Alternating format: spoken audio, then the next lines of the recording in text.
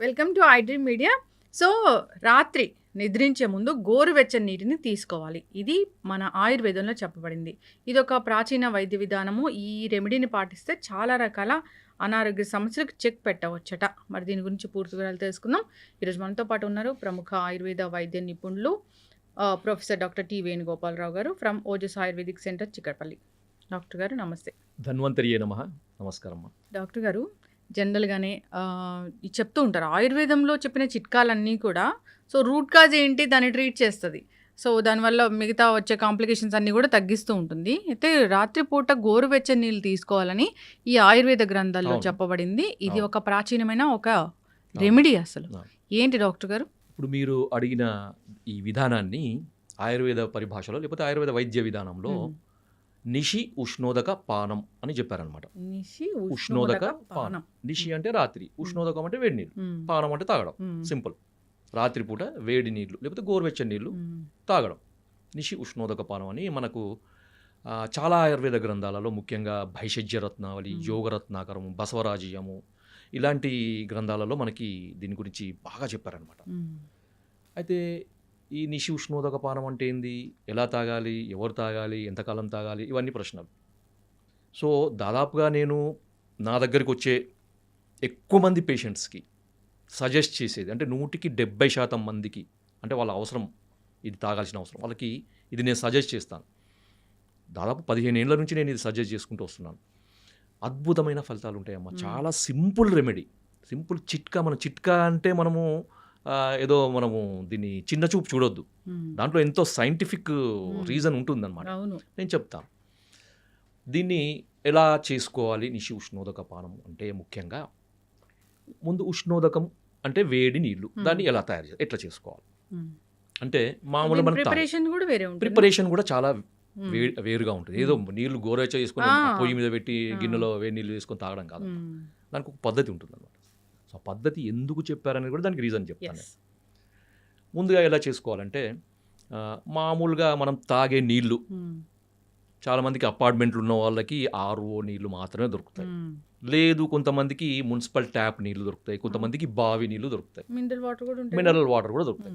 కాకపోతే ఏంటంటే వీలైనంత వరకు మినరల్ వాటర్ అవాయిడ్ చేయండి, హ్మ్. ఆర్ఓ వాటర్ కూడా అవాయిడ్ చేయండి వీలైతే. దీని కొరకు ఏం చేయాలంటే ఒక గ్లాసు నీళ్లు లేకపోతే 2 గ్లాసుల నీళ్లు తీసుకోండి. ఇప్పుడు నేను చెప్పిన నీళ్ళని తీసుకొని ఆ 2 గ్లాసుల నీళ్లు మరగపెట్టాలన్నమాట. ఎంతవరకు మరగపెట్టాలంటే 2 గ్లాసుల నీళ్లు అర గ్లాస్ అయ్యే వరకు మరగపెట్టాలి. హ్మ్. లేకపోతే 4 కప్పుల నీళ్లు 1 కప్పు అయ్యే వరకు హ్మ్. మరగపెట్టాలన్నమాట. ఇప్పుడు తీసుకోవాల్సింది ట్యాప్ వాటర్ మనం.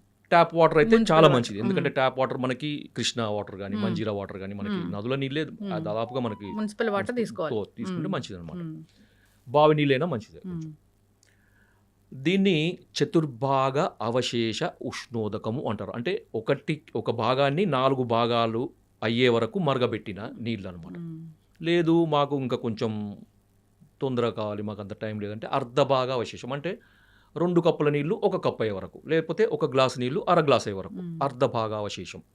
ఇంకా కొంచెం స్ట్రాంగ్గా కావాలంటే 8వ వంతు అంటే 2 కప్పుల నీళ్లు పావు కప్పు అయ్యే వరకు హ్మ్. అలా కూడా తీసుకోవచ్చు.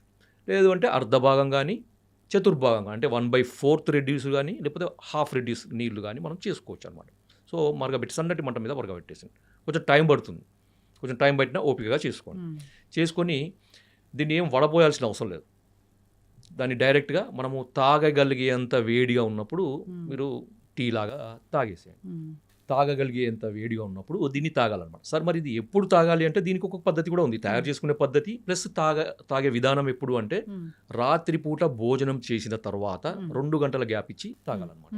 ఎందుకు అంటే మనకు తీసుకున్న ఆహారము పూర్తిగా జీర్ణమయ్యి మనకి పొట్టలోకి వచ్చినప్పుడు ఇది తీసుకోవాలన్నమాట. సో అందుకని ఏంటంటే మనకి ఈ ఫుడ్తోని కలవడం జరగదు. మామూలు ఉదాహరణకి మీరు 7 గంటలకి లేకపోతే 8 గంటలకు మీరు రాత్రి డిన్నర్ చేస్తారనుకోండి, 10ంటికి తీసుకోండి.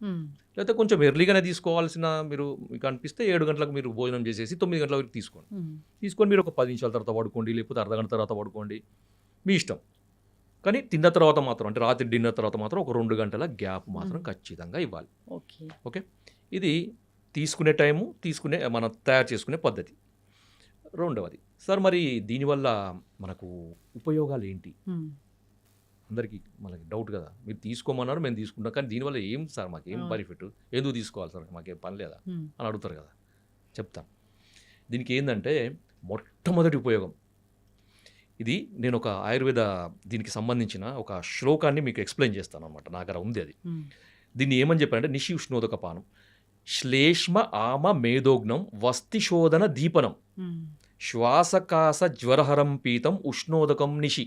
దీంట్లో మనం గమనించాల్సింది ఏంటంటే ఆమదోషము, తర్వాత శ్లేష్మదోషము, తర్వాత మేధోగ్నం. మేధస్సు అంటే ఫ్యాట్. ఎవరైతే ఇంతకుముందు నేను ఒక కొన్ని ఒబెసిటీకి వాడే మందులకు అనుగుణంగా అవి వాడుతూ కూడా రాత్రిపూట ఈ ఇప్పుడు నేను చెప్పిన విధానంలో వేడి నీళ్ళు కనుక తాగితే మనకి ఫ్యాట్ కూడా తగ్గుతుంది. ఖర్చు లేని వైద్యం అన్నమాట. కొంతమందికి ఏ మందు వాడడం సార్, మేము ఎక్సర్సైజ్ చేయం, డైట్ చేయం, ఏదైనా టిప్ చెప్పండి అంటే ఇది చెప్తాను. ఇంకొకటి ఏంటంటే శ్వాసకాస పీనసం అంటే మనకి అలర్జిక్ రైనైటిస్. కొంతమంది లేవగానే తుమ్ములు, దగ్గు, ముక్కు కారడము, కళ్ళు ఎర్రబడి, తర్వాత అంత ఛాతీలో అంత శ్లేష్మ, వీళ్ళందరికీ కూడా ఉపయోగం అనమాట. రెగ్యులర్గా తాగండి. మీకు తీసుకునే మందులకు అడిషనల్గా ఇది కనుక మీరు చేస్తూ ఉంటే మీకు మందులు అద్భుతంగా పనిచేస్తాయి. మందులు ఎక్కువ కాలం వాడాల్సిన అవసరం లేకుండా తక్కువ కాలంలో వాటి రిజల్ట్స్ కనపడతాయి అనమాట. తర్వాత ఇంకొకటి కాన్స్టిపేషన్. ఉదయం లేవగానే చక్కగా మోషన్ అవుతుంది, ఫ్రీగా మోషన్ అవుతుంది. తర్వాత డే అంతా కూడా ఎనర్జెటిక్గా ఉంటారు అనమాట. ఎందుకంటే దీనికి ఆమ దోష హరం అని చెప్పారు. ఆమం అంటే టాక్సిన్స్, అవి బయోటాక్సిన్స్, ఫుడ్ వల్ల వచ్చేవి, మెటబాలిక్ యాక్టివిటీలో వచ్చే టాక్సిన్స్, లేకపోతే రకరకాల టాక్సిన్స్ని మనమి ఆమదోషం కింద. ఆమదోషం అది పెద్ద టాపిక్ అది. సో ఆమదోషం ఉన్నప్పుడు శరీరంలో అంత బరువు, నీరసము, లేకపోతే ఎప్పుడు చిన్న పని చేసిన తొందరగా అలసిపోవడము, లెథర్జీగా ఉండడము, దేని మీద కాన్సన్ట్రేషన్ లేకపోవడము, కొంచెం పని చేసినా కూర్చోవాలనిపించడం, కూర్చున్న తర్వాత పడుకోవాలనిపించడం, పడుకున్న తర్వాత పూర్తిగా నిద్రలో జారుకోవాలనిపించడము, తర్వాత చిరాకు, చిన్నదానికి చిరాకు, ఏదైనా కొద్దిగా సౌండ్ విన్నా కానీ ఆయాసం లాగా రావడం, దడలాగా రావడం, కోపం రావడం, రెస్ట్లెస్నెస్, ఇవన్నీ ఉంటాయి అన్నమాట. ఇవన్నీ కూడా ఆమదోషానికి సంబంధించినవి. సో ఇవి తీసుకోవడం వల్ల ఏమంటే బాడీ డిటాక్స్ అవుతుంది, శరీరంలో ఉన్న మనకి టాక్సిన్స్ అన్నీ కూడా పోతాయి అన్నమాట. పోయి బ్లడ్ ప్యూరిఫై అవుతుంది, మన పేగులలో ఉండే మలం, చెత్త చెదారము, తర్వాత మలం, మన టాక్సిన్స్ అన్నీ కూడా బయటికి వెళ్ళిపోతాయి. వెళ్ళిపోయి మనకి రోజంతా హుషారుగా ఉండేటట్టు చూస్తుంది అన్నమాట. సింపుల్ రెమెడీ, చాలా సింపుల్ రెమెడీ. ఎంత మనకి దీనికి ఏమైనా ఖర్చు ఉందా? ఏం లేదు. నీళ్ళు తాగి పడుకోవడం, పాలు తాగే బదులు పాలు, కొంతమంది జ్యూస్లో తాగే అలవాటు ఉంటుంది, అవన్నీ మానేయండి. మీరు జస్ట్ ఒక నీళ్ళు తాగండి, వేడి నీళ్ళే తాగండి, ఖర్చు లేని పని తాగండి. మీరు ఇవన్నీ బెనిఫిట్స్ వస్తాయి. తర్వాత ఇంకొకటి ఏంటంటే కొంతమందికి స్కిన్ డ్రై అవుతుంది, ఇప్పుడు చలికాలం కదా, స్కిన్లో హైడ్రేషన్ కూడా అవుతుంది, చర్మం మొత్తం తేమగా ఉంటుంది, స్కిన్ కలర్ కూడా పెరుగుతుంది దీంతో. ఎందుకంటే టాక్సిన్స్ అన్ని పోతుంటాయి కదా, బ్లడ్ ప్యూరిఫై అవుతుంది కదా, స్కిన్ కూడా మంచిగా గ్లో పెరుగుతుంటుంది, అది చూడగానే ఏదో హెల్తీగా కనపడుతుంది, ముఖం కూడా తేజస్సుగా కనపడుతుంది. సో ఇన్ని బెనిఫిట్స్ ఉన్నాయి. తర్వాత ఇంకొకటి ఏంటంటే ఇది కొంతమందికి ఈ హెచ్డిఎల్ లెవెల్, ఎల్డిఎల్ లెవెల్, మనకి లిపిడ్ ప్రొఫైల్ అంటారు కదా, లిపిడ్ ప్రొఫైల్లో హెచ్డిఎల్ లెవెల్ మనకి తక్కువ ఉండడం, ఎల్డిఎల్ లెవెల్ ఎక్కువ ఉండడము, టోటల్ కొలెస్ట్రాల్ ఎక్కువగా ఉండడం, వీళ్ళకి కూడా ఇది వాడుతుంటే, ఆ మందులకు అడిషనల్గా వాడుతుంటే కూడా మంచి బెనిఫిట్స్ ఉంటాయి. సార్ ఇవన్నీ చెప్పారు. మీరు ఇంట్రెస్ట్ ఉన్న వాళ్ళు ఈ పార్ట్ చూడండి, ఈ లాస్ట్ పార్ట్. ఇది కారణం చెప్తాను నేను ఎందుకు అని, ఎందుకు ఇది ఇంత అద్భుతంగా మీరు చెప్తున్నారు, దీని యొక్క ప్రాముఖ్యత ఏంటిది, అసలు దీని వెనకాల ఉన్న సైంటిఫిక్ రీజన్ ఏంటి. సింపుల్ అమ్మా, మనకి శరీరంలో స్రోతస్సులు అని ఉంటాయన్నమాట, నాడులు అని అంటారు.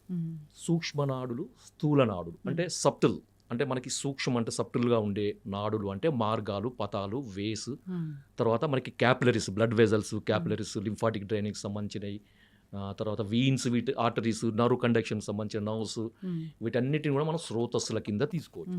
అవి కంటికి కనబడని వాటిని మనకి సన్నగా ఉండేవాటిని సూక్ష్మ స్రోతస్సులు అంటారు. స్థూల స్రోతస్సులు అంటే మనకి గ్యాస్ట్రో ఇంటెస్టైనల్ సిస్టంలో ఉండే మనకి పేగులు, తర్వాత ఇవన్నీ కూడా మనకి స్థూల స్రోతస్సుల కింద తీసుకోవచ్చు. వీటన్నిటి కూడా మార్గాలు అన్నమాట. అంటే మనకి వాత, పిత్త, కఫాలు కానీ, ఆహారం కానీ, తర్వాత రసధాతు కానీ, ధాతులు కానీ, రక్తం కానీ, మలినాలు కానీ, ద్రవ పదార్థాలు కానీ, ఒక మనకి నర్వ్ కండక్షన్ కానీ ఒక దగ్గర నుంచి ఇంకో దగ్గరికి మూవ్ కావాలంటే ఈ స్రోతస్సులు క్లియర్గా ఉండాలి. ఓకే, ఎప్పుడైతే ఈ స్రోతస్సులలో లేదా ఈ మార్గాలలో, ఈ దారులలో అడ్డంకులు ఉంటాయో వాటిని స్రోతావరోధము అంటారు. ఈ స్రోతావరోధము తొలగిపోవడానికి అగ్నితత్వం కావాలి. అంటే ఒక ఫైర్ ఎనర్జీ అన్నమాట. ఒక ఫైర్ ఎనర్జీ ఉన్నప్పుడు ఏంటంటే ఆ స్రోతస్సులు అనేవి బ్రేక్ అవుతాయి, ఎందుకంటే వాటిలో ఉండే అడ్డంకులు అనేవి కరిగిపోతాయి అన్నమాట. సో మేధోధాతు ఫ్యాట్ వల్ల కానీ అది అడ్డంకి ఉండొచ్చు, శ్లేష్మధాతు వల్ల కూడా ఉండొచ్చు కదా. సో వీటి వల్ల వచ్చే స్రోతావరోధం పోవడానికి అగ్ని యొక్క తత్వం అవసరం అన్నమాట. మనము అగ్ని యొక్క తత్వాన్ని నేరుగా మనం తీసుకోలేము.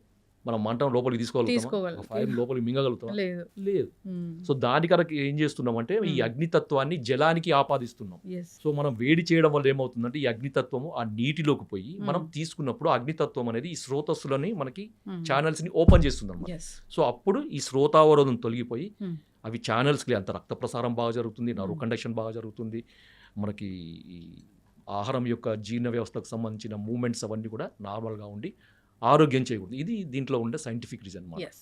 ఖచ్చితంగా డాక్టర్ గారు చాలా చక్కగా చెప్పారు. ఎన్నో ఏళ్ల ఎక్స్‌పీరియన్స్ మీది ఈ ఆయుర్వేదంలో. చాలామంది అంటే మాకు డయాబెటిస్ తగ్గింది, సోరియాసిస్ తగ్గింది, మేము వెయిట్ లాస్ అయ్యాము. సో, మాకు గ్యాస్ట్రిక్ ఇష్యూస్ ఉంటే తగ్గాయి. ఇలా చెప్తూ ఉంటారు మీ దగ్గర వచ్చినప్పుడు. చాలామంది విన్నాను నేను. సో, అంటే ఆయుర్వేదానికి ఇంకా ప్రాచుర్యం కావాలి. ఆయుర్వేదం ఇంకా జనాల్లోకి వెళ్ళాలి. మీరు మాకు రెగ్యులర్‌గా ఇంటర్వ్యూస్ ఇస్తూ తప్పకుండా, ఉండండి. తప్పకుండా. ఈ మాధ్యమాల ద్వారా చాలా చక్కటి ఇన్ఫర్మేషన్ అనేది వెళ్తూ ఉంటుంది. ఖచ్చితంగా డాక్టర్ గారు అందరూ కూడా పాటించాలని కోరుకుందాం. ఏదో గోల్డెన్ మిల్క్ అది ఇది అని చెప్తూ ఉంటారు. అది కాదు అసలు ఆయుర్వేదం గ్రంథాల్లో ప్రాచీనంగా ఇది ఎప్పటినుంచో చెప్పబడిన ఒక ఆరోగ్య రహస్యం. పాటించాలని కోరుకుందాం. ఆరోగ్యంగా ఉండాలని కోరుకుందాం. ధన్యవాదాలు డాక్టర్ గారు. జై ఆయుర్వేద.